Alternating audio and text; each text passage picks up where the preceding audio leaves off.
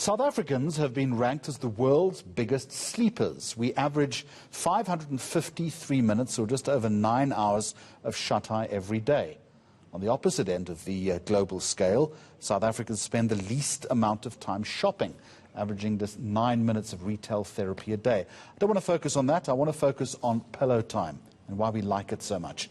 I want to introduce you to Dr. Kevin Rosman. He's a neurologist at the Morningside Clinic here in Johannesburg.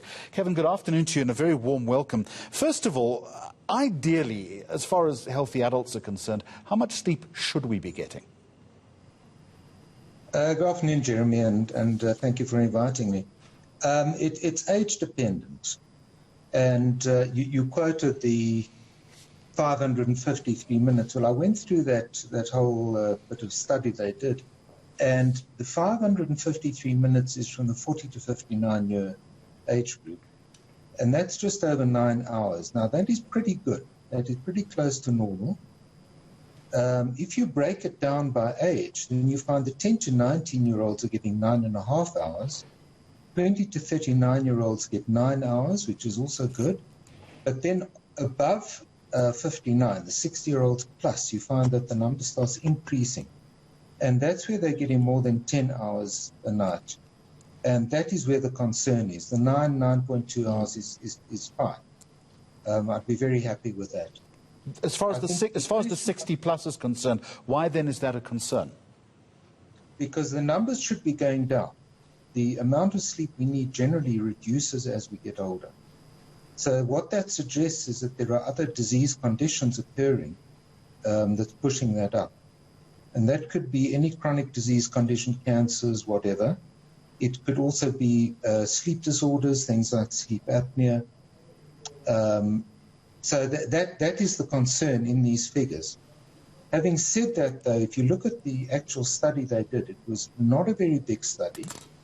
And the statistics people make the point that one of the issues there was that this was to prove that a developing country can do this kind of study. It has been done in developed countries where they've got much higher levels of literacy.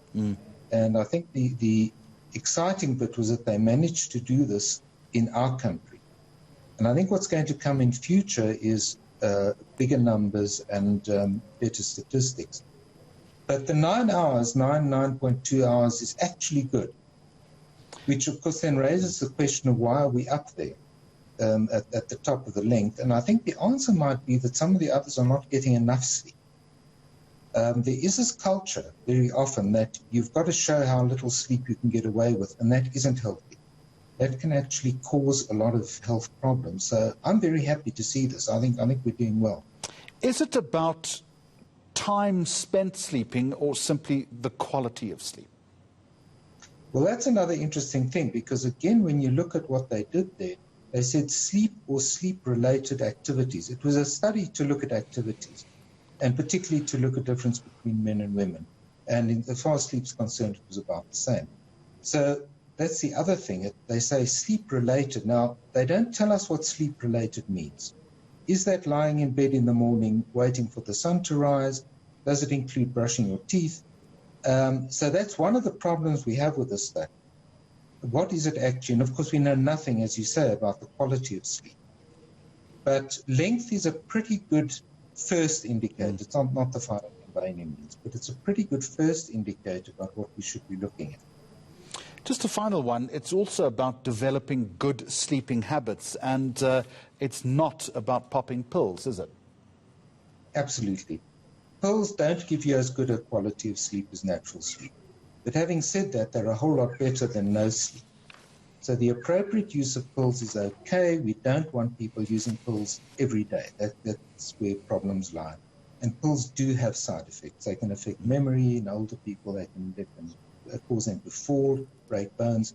So pills are okay once in a while, but not on an everyday basis. And that afternoon nap is occasionally welcome as well, isn't it? The afternoon nap is actually fine. You know, if you live in the Mediterranean area, you have a siesta. But they have less sleep overnight. The problem is that our society doesn't work that way. So it's difficult to put that into the whole system. And if one does do that, you tend to wake up a bit groggy, which isn't great if you want to work in the afternoon. But it's fine. 2 to 3 p.m. is a very sleepy time of day. So if one wants to have that, that's absolutely fine. But you're probably going to find that you need less sleep that evening. Yeah, given that I'm on air between 2 and 3 in the afternoon, probably not a good idea, Kevin, as far as I'm concerned. But thank you so much for the insight. Dr. Kevin Rosman, a neurologist at the Morningside Clinic here in Johannesburg. Now,